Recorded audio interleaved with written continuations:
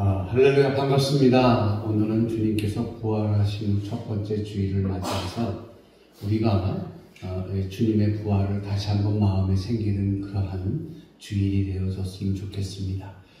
참 우리 기독교는 대단한 종교입니다. 왜 제가 이런 말씀 드리냐면 정말 너무너무 재미있었던 일이 있어가지고 제가 아직도 그 생각하면은 너무너무 웃겨요. 그게 뭐냐면은 왜 기독교가 대단한 종교라냐면은 어떤 노래든 간에 다 찬양으로 바꿀 수 있어요. 찬송가로 바꿀 수 있어요. 여러분 그런 찬송가 들어보셨어요? 옛날 그 김종구 선생님이 부르셨던 두만강 아시죠? 두만강 푸른 이게 찬송가로 나왔어요. 찬송으로 나왔어요. 어떻게 나오는지 알아요? 요단강 푸른 물에 노젓는 배들로 여기까지밖에 못해요. 왜 박수 치러 또 거기서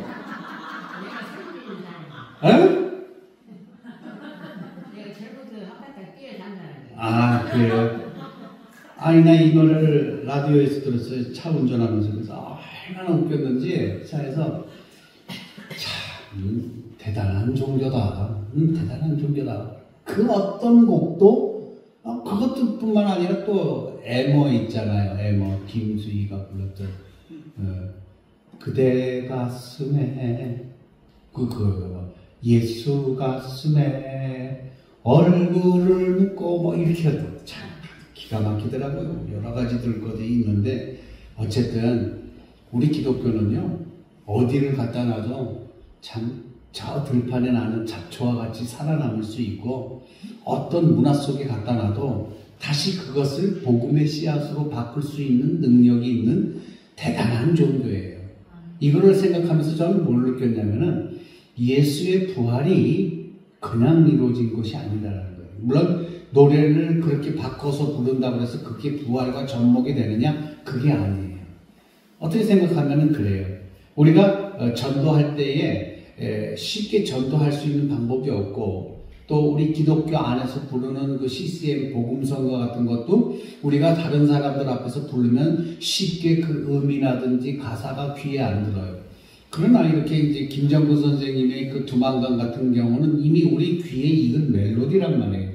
그 멜로디에다가 요단강 푸른 물에 노젓는 베드로 이렇게 하면은 뱃사공이 아니라 베드로 하니까 귀에 쏙쏙 들어오잖아요. 그렇게 해서 복음을 전할 수 있는 그런 끈기 있는 그리고 생명력이 가득한 종교가 우리 기독교다라는 생각을 해봅니다.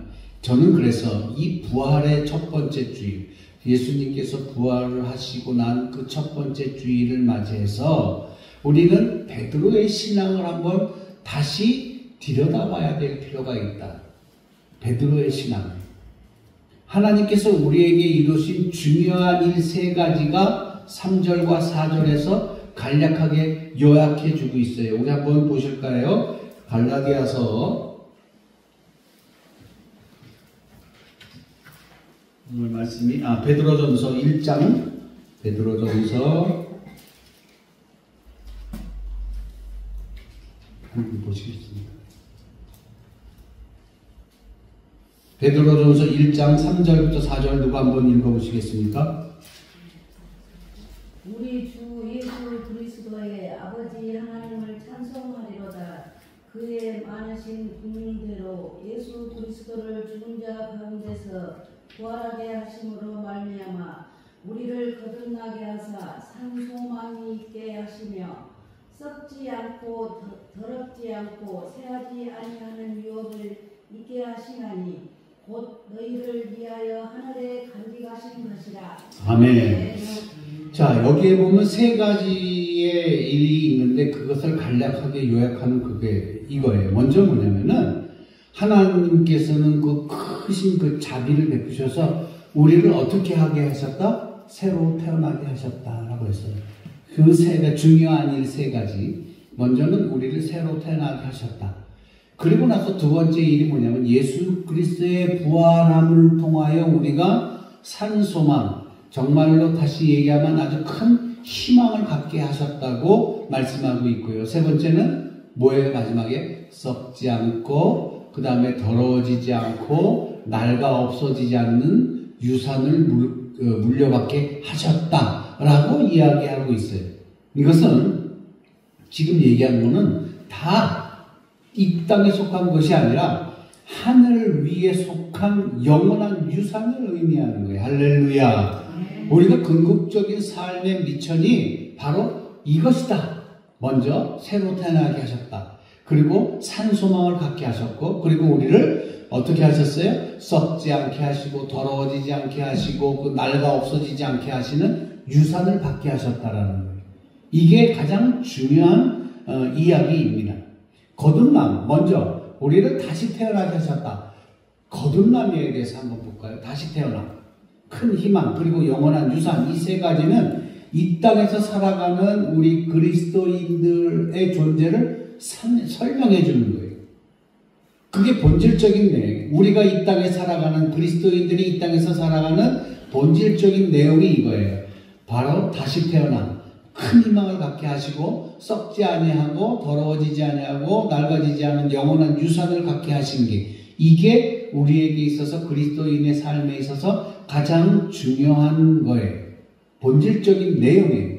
이 세 가지는 마치 어떤 과거, 현재, 미래라는 이 흐름에 반영하고 있는 것처럼 보여지고는 있어요. 자신에 대해서 전혀 알지 못하는 사람에게 나를 소개할 때 자기소개서라고 하는 걸 쓰잖아요. 어떤 회사를 들어갈 때도 자기소개서를 쓰고, 그리고 교회 담임 목회자가 되기 위해서도 자기소개서를 씁니다. 그 자기소개서를 통해서 그 안에 들어가 있는 내용에 보면은 나는 언제 누구 아버지 누구와 어머니 누구 사이에서 몇째로 태어났다라는 게 기록이 되지요. 그리고 그런 과정 속에서 점점 성장하면서 어느 학교에서 어떤 과정을 거쳤다라고 이야기하죠. 그리고 맨 마지막에 우리가 자기소개서를 쓰면 끝맺음을 할 때 현재 내가 무엇을 하고 있는지, 그리고 미래는 내가 과연 이 회사에 들어와서 이 회사에서 어떤 일을 이룰 수 있는 희망을 갖고 있고, 그리고 이 회사에서 내가 어떤 목표를 갖고 일하겠다라는 것으로 끝맺음을 하는 거예요. 자기소개서예요. 그 자기소개서를 통해서 내가 언제 태어나고 어떻게 성장했고 어느 학교를 나왔고 만약에 이 회사에 취직하면은 내가 어떻게 해서 이 회사의 발전에 기여를 하겠다 이렇게 쓰고 있어요. 그러면 나를 전혀 알지 못하는 사람에게, 저를 전혀 알지 못하는 사람에게 내가 어떤 사람인지, 그래서 내가 어떤 사람인지를 파악하기 위해 가장 기초적인 정보를 그 사람들이 가지게 되는 거예요. 자기소개서는 나를 알게 하는 가장 기초적인 정보예요. 오늘 본문에서 보니까 베드로가 제시하는 이 세 가지는 참 그리스도인의 이력에 해당하는 내용이에요. 그렇게 이해할 수 있어요. 그래서 이 땅에 살아가는 그리스도인들은 어떤 존재인가를 보여주는 내용이에요. 여러분이 이 땅에서 살아갈 때 나는 그리스도인이다, 나는 교인이다, 나는 장성동화 성결교회 교인이다 라고 하면서 살아가는데, 그 존재에 관해서, 여러분의 존재에 관해서 설명하고 있는 거예요. 내가 어떤 존재입니다 라고 보여주는 거예요. 그리스도인이 어떻게 태어났으며 또 그리스도인은 도대체 이 세상에서 무엇을 가지고 살아가야 할 것이고, 그리고 그리스도는 무엇을 지향해야 할지라고 하는 내용이, 그리고 무엇을 바라며 살아야 되는지 하는 내용이 오늘 3절과 4절에 다 들어가 있다는 거예요. 이렇게 베드로는 이 세 가지를 우리에게 얘기하면서 우리가 그렇게 살도록 지침을 주고 있는 거예요. 그렇다면 과연 이 베드로가 얘기하는 거듭남이라는 게 뭘까? 이걸 한번 생각해 볼게요. 거듭남. 신앙은 어디서부터 출발하느냐면은 거듭남이라는 거에서부터 출발을 해요. 흔히 우리는 이 거듭남을 뭐라고 얘기하냐면 새로 태어났다, 이렇게 얘기해요. 예전에 아무개는 없어지고, 예전에 아무개가 예수 그리스도로 말미암아 다른 존재로 태어났다. 즉 세상인에서 그리스도인으로 태어났다라고 하는 거예요. 완전히 다른 개념이에요. 새로 태어난다라는 거는 내가 어미의 육신을 빌려서 다시 태어나는 게 아니라 영적인 아버지로 말미암아 내가 새로 태어나는 거. 이거예요. 거듭남이라고 하는 거예요. 그러니까 완전히 내가 어떤 어미의 몸을 빌어서 태어나는 거하고는 차원적으로 다른 태어남이에요. 다시 태어난다는 것을 우리 기독교식으로 얘기하자면 뭐라고 얘기해요? 완전히 다른 사람이 된다는 거예요. 그래서 그렇게 다른 사람이 된 우리는 인물들을 많이 볼 수가 있어요. 깡패 두목이었던 사람이 목사가 되는 경우도 봤고요. 예? 장로가 되는 경우도 봤고요. 살인자가 감옥 안에서 성경책을 읽다가 주님을 영접하고 그 사람이 어떻게 수영생활도 잘하다가 감형이 돼서 다시 바깥 세상으로 나왔을 때 그가 그 감옥 안에서 받았던 그 성경책을 읽으면서 받았던 그 감화 감동 때문에 목회를 시작하는 사람도 있어요. 꼭 목회뿐만 아니에요. 내가 이 세상을 살아가면서 예전에는 남에게 사기치고 이런 걸 일삼던 사람이 예수 만나고 나서부터 오히려 사기친 사람을 찾아가서 내가 이렇게 당신에게 사기쳤습니다. 제가 볼 때는 당신은 이만한 재산의 피해가 있었을 것 같은데 제가 그거는 지금 당장 못 드리더라도 평생을 내가 갚도록 하겠습니다. 이렇게 갑자기 바뀌는 거예요. 그 성경 인물 중에 다시 또 눈에 확 띄게 변한 사람이 누가 있느냐면은 예수님과 눈을 맞춰서 거듭난 사람이 있어요. 그것도 나무 위에 올라갔다가 예수님과 눈이 마주쳤어요. 그렇다면 누군지 대충 감이 오시죠? 네, 삭개오예요. 네, 삭개오. 예수님이 누구인가 궁금했던 사람 중에 한 사람이 삭개오예요. 예수님이 그 자기 집 앞을 지나가기 전에 자기가 그 사람을 구경하기 위해 길거리에 나왔던 그 전에 이 삭개오라고 하는 한 인간은 예수 그리스도에 대해서 많은 이야기를 들었어요. 그래서 과연 그런 일을 행했던 사람이 누구인가 하고 궁금했던 차이에 키가 작았던 이 삭개오는 옆에 있던 뽕나무에 올라가서 예수 지나가는 것을 구경하고 있는데 그때 우연치 않게라고 얘기하면 뭐하지만 그때 예수님을 구경할 때 예수님의 눈과 마주치게 됐어요. 그때 예수님이 한마디 하죠. 삭개오야 내려와라. 내가 오늘 너희 집에서 유하여야겠다. 너희 집에 묵어야겠다. 이런 얘기를 하죠. 그때 이 삭개오는 자기도 모르는 사이에 깜짝 놀라서 내려와서 예수님을 자기 집으로 모셔가요. 그리고 나서 예수님께 식사 대접을 하고 거기서 이 삭개오의 놀라운 고백이 나오죠. 자기가 사기친 거 있으면 내 배로 갚겠다. 나의 전 재산을 절반을 털어서 어려운 이웃을 돕겠다. 이런 이야기를 하잖아요. 사람이 바뀌는 거예요. 삭개오는 뭐였었어요? 세리였었어요. 세금을 뜯어가는 세리장이었었어요. 아주 악독한 사람이었어요. 그런 사람이 예수를 만나면서부터 바뀌었어요. 이걸 거듭남이라고 우리는 얘기해요. 물론 여러분께서도 예수 그리스도를 만날 때에 여러분의 모습이 있었을 테고 예수 그리스도를 만나고 난 후에 지금의 모습이 있는 것처럼 우리 기독교에서 거듭난다 했다는 것은 인간의 몸을 빌어서 다시 태어나는 것이 아니라 예수 그리스도로 말미암아 예수 그리스도 성령으로 말미암아 내가 다시 태어나는 것을 이야기하는 겁니다. 할렐루야. 우리는 이런 과정을 통해서 그리스도인이라는 칭호를 얻었고 이런 과정을 통해서 우리는 동화성결교회 성도라고 하는 그리고 동화성결교회에 속해 있는 집사님, 권사님이라는 직분자가 되었다라는 거예요.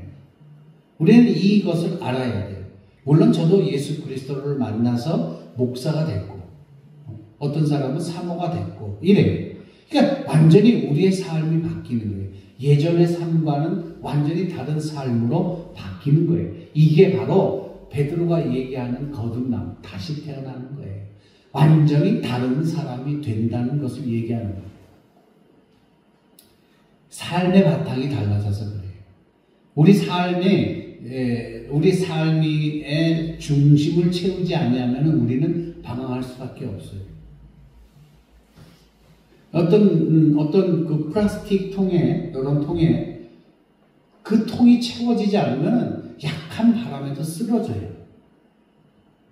그런데 그 안에 물이 가득 차거나 어떤 물질이 가득 찼을 경우에는 그래도 아주 센 바람 아니면 그냥 흔하게 빈 플라스틱 통이 쓰러지는 그런 바람에 견딜 수 있다라는 거예요. 무게가 있다라는 거예요. 그 무게는 뭐냐? 그 안에 무엇이 채워져 있다라는 거예요. 그래서 우리 그리스도인들은 내 안에 무엇이 채워져야 하는데 그것이 뭐냐? 예수예요. 할렐루야. 한번 따라해 봅시다. 내 안에 가득 태워진 것은 예수 그리스도입니다. 할렐루야. 축하합니다. 여러분, 내 안에 가득 채워진 것이 그것이 무엇인가에 따라서 내 삶의 질이 달라집니다. 내 안에 돈으로 가득 찼으면 나는 돈 버는데 혈안이 되어 있는 사람이에요. 그래서 남이 잘 되든 못 되든 남이 죽든 말든 상관 안 해요. 왜? 나는 내 돈만 모으면 되는 거예요. 그러나 내 안에 예수 그리스도께서 가득 차 있으면 나는 내 안에 있는 거, 내가 갖고 있는 거 털어서라도 어려운 이웃을 돕는 그러한 사람으로 바뀐다는 거예요. 그러니까 우리의 삶의 근본이 달라진다는 얘기예요. 인간적인 모습에서 그리스도인의 하나님의 사람의 모습으로 바뀌는 거예요. 그 삶의 근본이, 삶의 중심이 달라진다는 거예요. 그런데 이렇게 달라지는 것에 대해서는 철저하게 내가 나를 부정하는 게 있어야 돼요. 나의 부정을 전제하고 있는 거예요. 자기 부정이라는 것은 뭐냐면 하나님을 대면하고 그 하나님 앞에서 지금까지 자신 뜻대로 그리고 내 힘으로 살아왔던 삶이 아무것도 아니었음을 고백하는 일이에요. 할렐루야. 이게 우리는 소위 얘기해서 회개라고 하고 회심이라고 얘기해요. 내 부정하는 거예요. 나를 부정하는 거예요. 내가 예수님을 만나기 전에는 내 욕심과 내 힘으로만 살아왔지만 이거를 다 주님 앞에 내려놓고 이제는 내가 이렇게 어리석게 살지 않겠습니다. 저는 오직 예수 그리스도의 말씀으로 하나님의 말씀으로만 앞으로 남은 생을 살겠습니다. 고백하는 거예요. 이게 자기 부정이에요. 내 부정은 내가 강지호가 아니다. 나는 나쁜 놈이다. 뭐 이게 자기 부정이 아니라 예전의 삶을 다 내려놓고 이제 새 삶을 사는데 그 새 삶이 예수 그리스도를 위해서 하늘나라를 위해서 살겠다고 하는 고백이에요. 그 고백이 자기 부정이라는 얘기죠. 그리고 나는 날마다 하나님의 공급하시는 것으로 채워지지 않으면 살아갈 수가 없어요. 여러분, 우리가 매일매일 한 끼 식사라도 할 수 있는 것은 우리가 그 한 끼 식사를 통하여 힘을 얻고 이 세상에서 걷기도 하고 뛰기도 하고 일을 하기도 하는 거예요. 그와 마찬가지로 그리스도인이라고 하는 것은 날마다 하나님으로 채워지지 아니하면은 이 세상에서 살아갈 수가 없어요. 왜? 우리는 연약한 육신이기에 우리가 마귀를 이길 수 있는 힘이 없기에 우리는 마귀를 이길 수 있는 힘이 어디서 오느냐? 하나님의 말씀으로 채워졌을 때의 마귀의 힘을 이길 수 있는 거예요. 할렐루야! 이게 우리에게 있기 때문에 살아가는 거예요. 그래서 우리는 날마다 내 빈속에 무엇을 채워야 되느냐? 하나님의 말씀을 채워야 돼요. 따라해 봅시다. 하나님, 나의 빈속에 하나님의 말씀으로 가득 채워주셔서 할렐루야. 정말 좋습니다. 정말 감사합니다. 여러분 그렇게 입술로 고백하실 때에 하나님은 분명히 오늘 이 시간 이 강단을 통해서 여러분 마음속에 하나님의 말씀으로 가득 채워줄 것을 간절히 믿습니다. 자, 결국은 하나님으로 인해서 하나님 때문에 내가 이렇게 달라졌다라는 고백이 우리 속에 살아있는 것인지 매일매일 살펴봐야 돼요.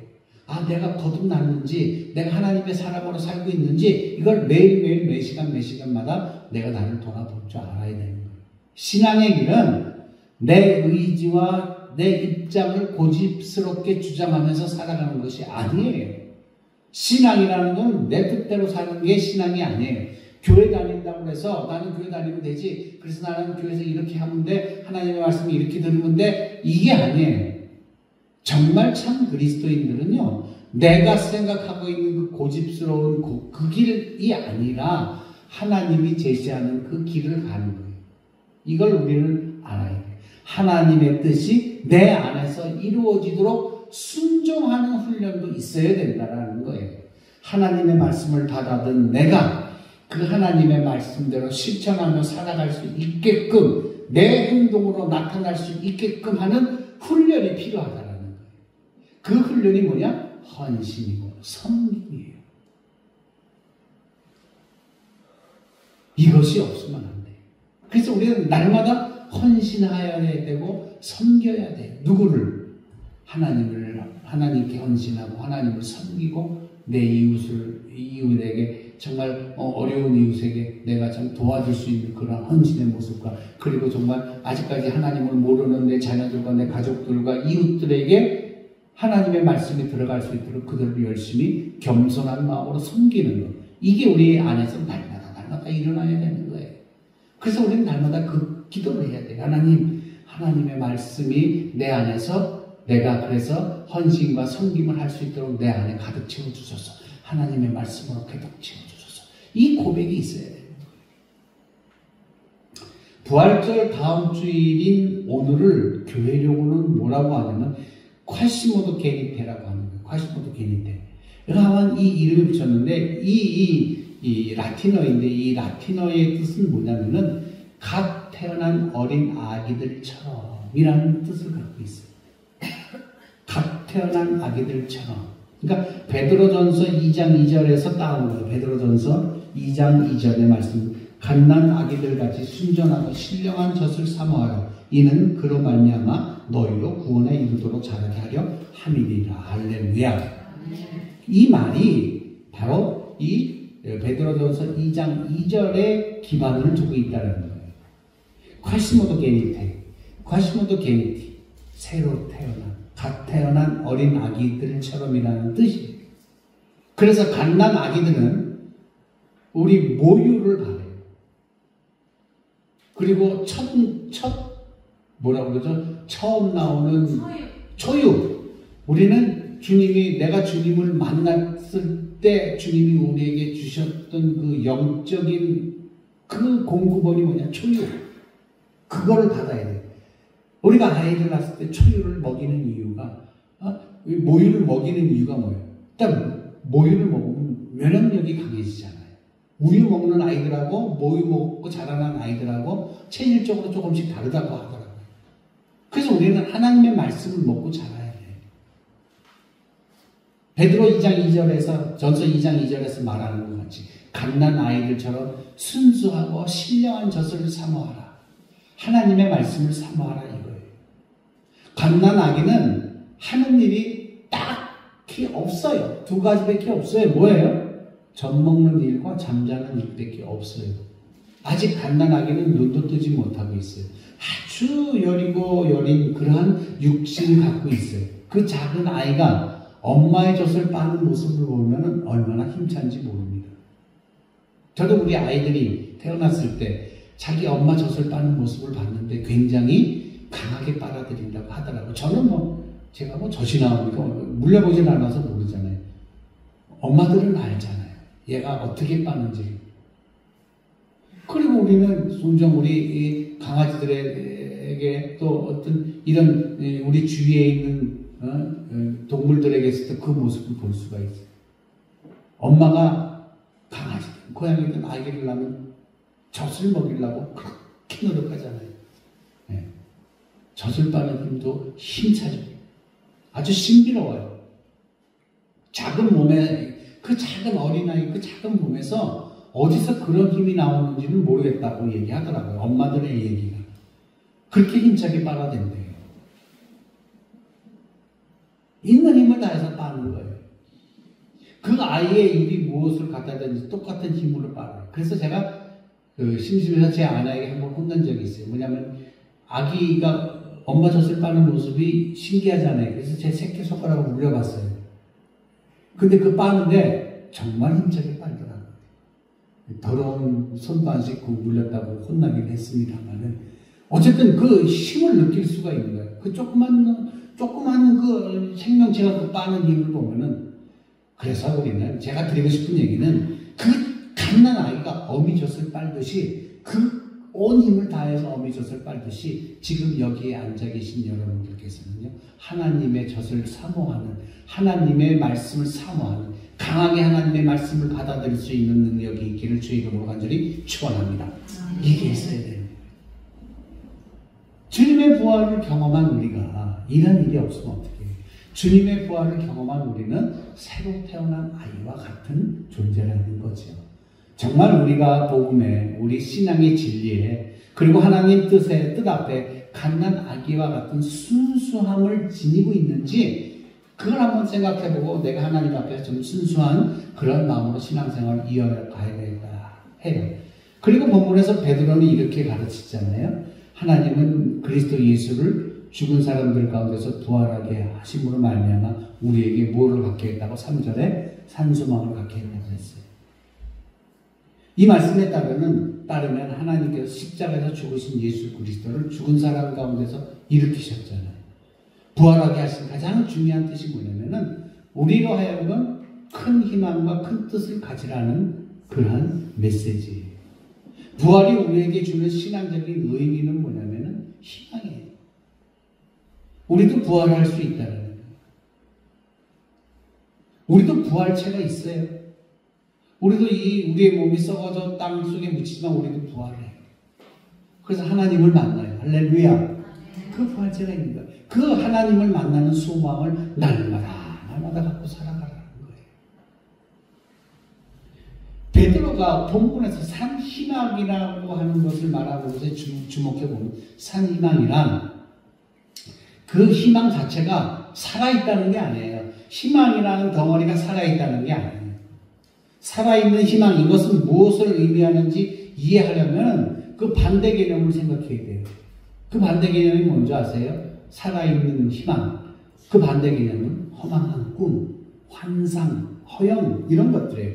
이런 건 모두 현재가 아닌 미래에 속하는 것들, 그런 것들을 기대하며 바라고 있지만 이런 것들은 모두 헛된 것일 뿐이에요. 이런 희망은 죽은 희망이에요. 이 땅에서 살아가는 많은 사람이 인생 속에서 갖고 있는 그 꿈들을 한번 생각해봐요. 출세에 대한 꿈, 부자가 되려는 꿈, 성공에 대한 희망, 최고가 되려는 꿈. 한 사람이 이 땅에 태어나서 그 사람의 자신의 삶을 역동성 있고 보람 있게 이뤄가기 위해서는 이런 꿈들이 꼭 필요한 것만은 사실이에요. 아무 꿈도 없이 아무 희망 없이 그냥 살아가는 것보다도 이런 꿈들이 있는 것도 중요한 일이긴 합니다. 그렇지만 우리가 이런 것들을 인정하면서 성경이 말하는 산소망이 무엇인가를 잊지 말아야 돼요. 성경이 말하는 산소망은 우리가 인간적으로 가졌던 그 꿈하고는 다른 꿈이죠. 진실한 신앙이라면 하나님이 이루어 가실 선한 일에 대한 희망을 가져야 돼요. 그 선한 희망이 뭐냐? 이곳에 다음 세대가 세워지게 하소서. 이것이 우리의 희망이에요. 이 희망이 여러분과 제 안에 살아있어야 돼요. 할렐루야! 자, 여러분들, 이제는 여러분들 스스로가 나는 이제 나이도 많이 먹고, 그래요. 사실입니다. 여러분들이 이 자리를 비우시면 이 자리를 채울 사람이 필요한 거 아니겠어요? 그러려면 어떻게 돼요? 다음 세대가 세워져야 돼요. 이 다음 세대가 세워지기 위해서 우리는 무엇을 해야 돼요? 우리는 기도를 해야 돼요. 어떤 꿈을 가지고? 다음 세대가 여러분이 앉은 자리를 채울 수 있는 꿈을 가지고, 할렐루야! 이 기도가 있어야 되는 거예요. 이 기도 없이는 우리가 산소망을 가졌다 얘기할 수 있는 것이 아니에요. 아무리 내가 신앙의 명분을 내세운다 하더라도 결국 내가 헛된 꿈을 쫓아가는, 이곳에 그냥 막 우후죽순 많은 집들이 지어져서 이거 말고요. 이거 말고 순수하게 여러분들의 기도로 말미암아 이곳이 채워져요. 물론 환경적인 조건은 있어요. 이곳에 많은 집들이 들어선다면 얼마나 좋아요.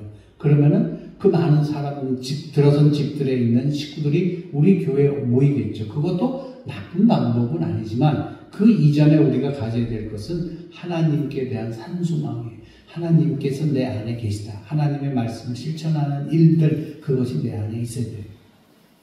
그래서 우리가 신앙인이라면 정말 내가 이 세상에서 나의 삶을 다하고 죽는 순간에 우리의 희망을 이끌어줄 수 있는 그 무엇인가가 이 땅에 다시 남아야 되는데 그것이 복음의 씨앗의 열매예요. 할렐루야. 하나님께서 그리스도를 통하여서 모두 다시 다 채워주실 것을 약속한 것을 믿습니다. 저는 이 교회가 여러분들이 떠난다고 해서 텅 빈 교회가 아니라 여러분들의 빈자리를 메꿔줄 여러분들의 후대들이 있을 거라고 저는 분명히 생각합니다. 이 꿈이 있어야 되는 거예요. 오늘날 교회가 젊은 세대들 그리고 우리 자녀들이 정말 선한 뜻을 품을 수 있도록 기도를 해줘야 되는데 그렇게 많이 못해요. 그래서 마음이 아프다라는 거죠. 오늘날 교회가 젊은 세대들과 우리 자녀들에게 정말 선한 뜻, 이 선한 뜻을 품을 수 있도록 우리가 기도를 해야 돼요. 선한 뜻을 이룰 수 있도록 우리가 기도를 해야 돼요. 정말 선한 일을 위하여 헌신하며 살아가고자 하는 다짐도 내 안에 있어요. 정말 내가 내 삶에 내 인생에 대해서 정말 큰 꿈을 꿀 수 있는가? 그렇다면 그 큰 꿈을 꿀 수 있도록 본이 되어야 돼요. 교회는 오늘의 젊은이들에게 우리 자녀들에게 부자가 되고 출세하는 꿈, 그런 꿈 말고요. 남과의 경쟁에서 이기는 꿈, 그런 꿈 말고요. 어떻게 얘기해요? 오늘 본문의 제목과 같이 남을 섬기고 남을 복되게 하는 꿈을 갖도록 우리가 우리 자녀들을 위해 기도해야 될 줄 믿습니다. 이게 있어야 돼요. 남을 이기고 세상에서 부자 되고 이런 꿈 말고 남을 위해 헌신하고 남을 섬기고 남을 복되게 하는 꿈을 심어줄 수 있는 능력이 필요해요. 이렇게 예수를 닮아가는, 예수의 삶을 닮아가는 꿈꾸는 이들이 없는 한, 그런 사람이, 그런 그리스도인들이 없으면 교회의 미래는 없어요. 여러분들이 그런 꿈을 갖지 아니하시면 우리 장성동화 성결교회의 꿈은 미래가 없어요. 폐쇄해야 돼요. 이제 얼마 안 있으면 동독교회와 연산동교회 참 걱정이에요. 거기도 성도가 적잖아요. 그런 적은 교회들을 위해서 우리가 후세를 세울 수 있도록 기도를 해줘야 돼요. 우리 교회뿐만 아니라 농어촌의 작은 교회들을 위해서 우리가 함께 눈물을 흘리며 기도해요. 예수를 닮아가 그런 삶을 꿈꾸는 사람들이 이 예배당에 가득 찰 수 있도록, 예수를 닮아가는 사람들이 농어촌 교회에 가득 찰 수 있도록 우리의 기도가 필요한 거예요. 할렐루야! 이렇게 기도해요. 우리 교회가.